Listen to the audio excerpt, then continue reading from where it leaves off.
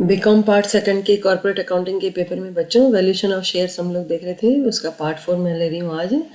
इससे पहले हमने एसेट बैकिंग वाला मेथड देखा था और आज हम देख रहे हैं यील्ड वैल्यूएशन मेथड। शेयर्स का वैल्यूएशन करने के लिए बच्चों यील्ड वैल्यूएशन मेथड भी यूज़ किया जाता है। इसके अंतर्गत ये होता है कि एक इन्वेस्टर जो होता है वो अपनी इनकम जो है वो अर्निंग के लिए ज़्यादा सोचता है रादर देन सिक्योरिटी। उसे सिक्योरिटी से ज़्यादा ये चिंता होती है कि उसे अर्निंग कितनी हो रही है। तो ये किस आधार पर किया जाएगा, ये आज हम देख रहे हैं यील्ड वैल्यूएशन मेथड।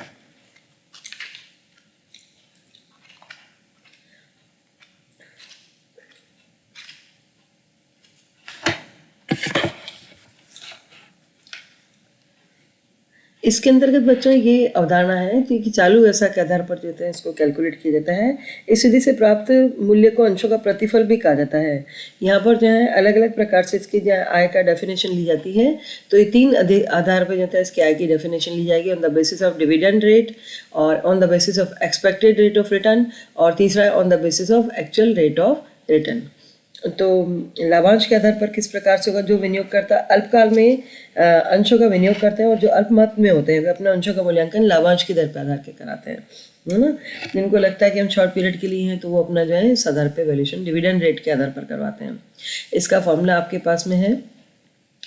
वैल्यूएशन पर शेयर जो होगा वो होगा rate of dividend upon normal rate of return into paid up value of shares. यहाँ पर क्या होता है, इसमें जो अलग अलग मदें दी गई उनका मतलब ये है कि रेट ऑफ डिविडेंड जो होती है आपको क्वेश्चन में दी हुई होगी, कितने लाभांश की दर क्या है, उस पर जो है लाभांश की घोषणा और भुगतान कंपनी द्वारा किया जाएगा, वह दर क्वेश्चन में दी हुई होगी। और रेट ऑफ डिविडेंड अगर आपको नहीं दिए तो कैलकुलेट भी कर सकते हो आप। अमाउंट ऑफ डिविडेंड में उसके पेड अप कैपिटल का भाग दे दें तो और इंटू 100 से गुणा कर लें तो आप रेट ऑफ डिविडेंड कैलकुलेट कर सकते हैं। और नॉर्मल रेट ऑफ रिटर्न जो है वो आपका वही होगा जो कि आपकी अर्निंग कैपेसिटी है। तो अर्निंग कैपेसिटी जो होती है उसको कैसे जो है अलग अलग उसमें समायोजन आपको करने पड़ सकते हैं। यदि कंपनी के शेयर अंशों के हस्तांतरण पर कोई प्रतिबंध होता है तो अंशों के प्रतिबंध होने पर जो होता है सामान्यतः जो है कोई प्रतिबंध होता है तो उन अंशों के संबंध में अयोग्यता होगी। अतः इसकी क्षतिपूर्ति के लिए, क्योंकि अगर किसी प्रकार का आपने रेस्ट्रिक्शन लगा रखा तो उसकी क्षतिपूर्ति करने के लिए सामान्य प्रत्यय की दर में सामान्यतः 0.5% की वृद्धि कर दी जाती है। ठीक है। इसी प्रकार से यदि कंपनी के अंश पार्टली पेड अप हैं तो सामान्य प्रत्यय की दर में भी 0.5% की वृद्धि कर दी जाएगी। यदि कंपनी के अंशों पर लाभांश की दर जो है वो फिक्स्ड है तो उसी उद्योग की लाभांश दर में उतार चढ़ाव होते रहते हैं, तो इसके लिए जो है 0.5% की कमी कर दी जाएगी। एवं विपरीत स्थिति में सामान्य प्रत्यय दर में 0.5% की वृद्धि कर दी जाएगी। यदि उद्योग की तुलना में कंपनी के प्रति अंश के पीछे संपत्ति कम है ना, तो विनियोग की सुरक्षा कम होगी। अतः सामान्य प्रत्यय दर में फिर से 0.5% की वृद्धि जो है कर दी जाएगी और विपरीत स्थिति में 0.5% की कमी कर दी जाएगी।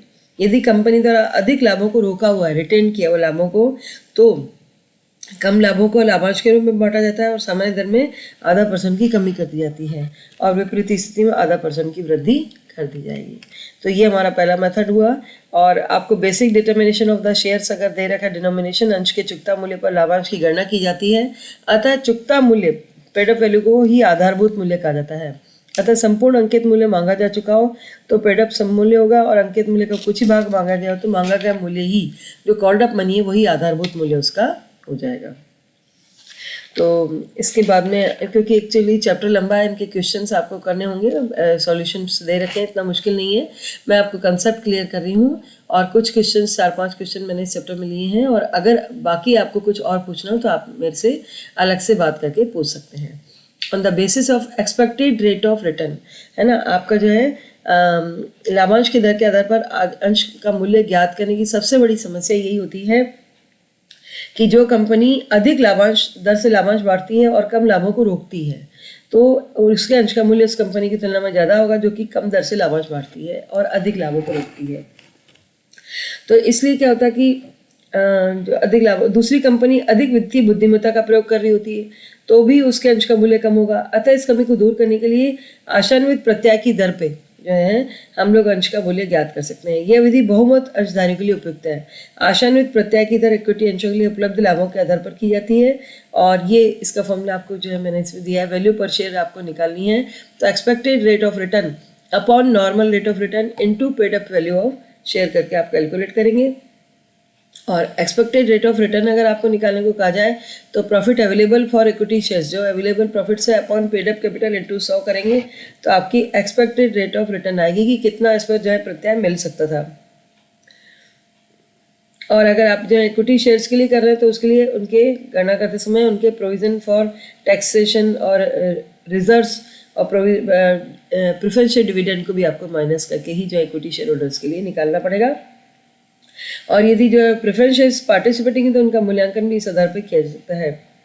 यदि प्रश्न में आपके एक से ज़्यादा वर्षों के लिए दे रखा है तो उनका औसत लेकर भी उपलब्ध लाभों की गणना की जा सकती है। क्वेश्चन की सिचुएशन पे डिपेंड करता है कि आपको कितने सालों का दे रखा है, उस आधार पर रिटर्न को लिया जाएगा। तो लाभांश दर विधि और आशान्वित प्रत्याय दर विधि में अंशों का मूल्य समान आता है, किंतु घोषित लाभांश की दर राशि आपको दे रखी है तो दोनों विधियों से अंशों का मूल्य आपका असमान आ सकता है।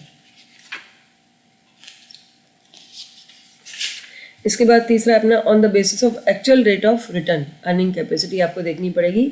जो विनियोगकर्ता कंपनी के अंशों में दीर्घकाल के लिए विनियोग करना चाहता है तो अपने अंशों का मूल्य इसी आधार पर कराते हैं। लॉन्ग टर्म के बेसिस पे आप करना चाहेंगे तो ये यूज़ करेंगे। लॉन्ग टर्म में अंशधारी को जो है कंपनी के अंशों पर लाभांश ही नहीं मिलता बल्कि उसे जो है कंपनी के बोनस शेयर्स भी मिलते हैं, अतः उनका मूल्यांकन दीर्घकाल में लाभार्जन क्षमता के आधार पर करना ही ज़्यादा उपयुक्त रहता है। तो लाभार्जन क्षमता आप देखेंगे, इसमें वैल्यू पर इक्विटी शेयर आप निकालेंगे actual rate of return upon normal rate of return into paid up value of per share.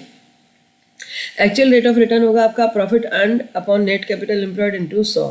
तो यहाँ पे प्रॉफिट अर्न्ड आपका जो है अधिक अर्जित लाभ क्या होगा, किसी संचय में हस्तांतरण, ऋण पत्रों पर ब्याज और पूर्वाधिकार अंशों पर लाभांश घटाने से पूर्व लेकिन जो है उसका लाभों में से घटा दिया जाएगा। ठीक है, ये यदि लाभों में गैर व्यापारिक विनियोग शामिल हो तो उन्हें घटा दिया जाएगा, और यदि कोई गैर संचालन की हानि हो, नेट ऑपरेटिंग लॉस हो, तो उसे जो है वापस से ऐड कर दिया जाएगा। और इसी तरह से नेट कैपिटल एम्प्लॉयड आप निकालेंगे, है ना। नेट कैपिटल एम्प्लॉयड का फॉर्मूला मैंने दिया है आपको, equity share capital plus preference share capital plus reserves plus debentures plus long term loans minus कोई अगर आपकी एसेट साइड में फिक्टिशियस एसेट्स दी हुई हैं वो, और रिवलेशन प्रॉफिट अगर आपका है तो उसे ऐड करेंगे, रिवलेशन लॉस हो तो डेफिनेटली माइनस करेंगे। इसी तरह से नॉन ट्रेड इन्वेस्टमेंट्स हैं तो उनको भी माइनस किया जाएगा। तो इस तरह से आप कैलकुलेट करेंगे। और नॉर्मल रेट ऑफ रिटर्न बच्चों वो होती है जो कि आपको पता है कि जो कंपनी उसी प्रकार के व्यवसाय में जहाँ दूसरे व्यवसाय अर्जित कर रहे हैं उसको नॉर्मल रेट ऑफ रिटर्न कहा जाता है। तो to find out fair value of share, अगर आपको जो है शेयर की फेयर वैल्यू निकालने के लिए कहा जाए, उचित उसका मूल्य निकालने के लिए कहा जाता है फेयर वैल्यू के लिए, तो उसकी इक्वेशन मैंने आपको दे रखी है। इंट्रिंसिक वैल्यू पर शेयर प्लस यील्ड वैल्यू पर शेयर अपॉन 2 करेंगे आप, तो ये उससे उसकी वैल्यू आ जाएगी। और अगर 2 अपॉन फेयर वैल्यू करते हैं into fair value upon minus yield value करते हैं तो इंट्रिंसिक वैल्यू आ जाती है। तो वही फॉर्मूला है, उसी को घुमा के अगर इस तरफ ले लेते हैं तो इंट्रिंसिक वैल्यू को आप निकाल सकते हैं। आपकी ना इक्वेशन होती है ना बीच में इक्वल के बाद में, तो यहाँ से अगर ये वैल्यू इधर ले लेंगे तो उसकी वैल्यू इंट्रिंसिक को आप एक साइड में कर सकते हैं। और इंट्रिंसिक वैल्यू जो आपकी दी है वो net assets upon number of shares दिया है, और नेट एसेट्स बराबर intrinsic value into number of shares होगा। और बच्चों एक चीज़ इसमें मैं आपको और बता रही हूँ कि विनियोजित पूंजी, अब 3 वर्ड्स हमारे सामने आ रहे हैं, विनियोजित पूंजी, शुद्ध विनियोजित पूंजी और शुद्ध संपत्ति।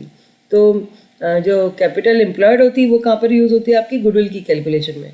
और जो शुद्ध विनियोजित पूंजी है नेट कैपिटल एम्प्लॉयड, वो कहाँ पर यूज़ होगी, आपकी अंशों के मूल्यांकन में। ठीक है, और शुद्ध संपत्ति नेट एसेट्स भी होती है वो अंशों के मूल्यांकन की शुद्ध संपत्ति विधि में उसका उपयोग किया जाता है। तो इसी प्रकार से संपत्तियों का योग जो होता है सभी माइनस सभी दायित्व का योग घटाएंगे तो आपकी विनियोजित पूंजी आती है गुडविल के लिए। और यहाँ पर भी संपत्तियों का योग में से चालू दायित्व घटाओगे करंट लायबिलिटीज, तो आपकी जो है शुद्ध विनियोजित पूंजी आती है। संपत्तियों का योग करके माइनस सभी बाई दायित्व घटाओगे तो आपकी नेट एसेट्स आती है। तो ये छोटे छोटे डिफरेंसेस हैं जिनको कि आपको समझना होगा। संपत्तियों के योग में गैर व्यापारिक विनियोग, ख्याति और कृत्रिम संपत्तियों को शामिल नहीं करते हैं। इसी प्रकार संपत्तियों में गैर व्यापारिक विनियोग और कृत्रिम संपत्तियों को भी शामिल नहीं करते हैं, किंतु मूल्यांकन ख्याति शामिल करते हैं। संपत्तियों में शुद्ध संपत्ति के लिए संपत्तियों में सभी विनियोग एवं मूल्यांकन ख्याति को जोड़ते हैं, किंतु कृत्रिम संपत्तियों और अन्य गैर संपत्तियों को अपन इसमें छोड़ देते हैं। तो इस प्रकार से अपन इसकी जो है कैलकुलेशन करेंगे और इसके बाद हम इसके प्रैक्टिकल क्वेश्चंस देखेंगे। धन्यवाद।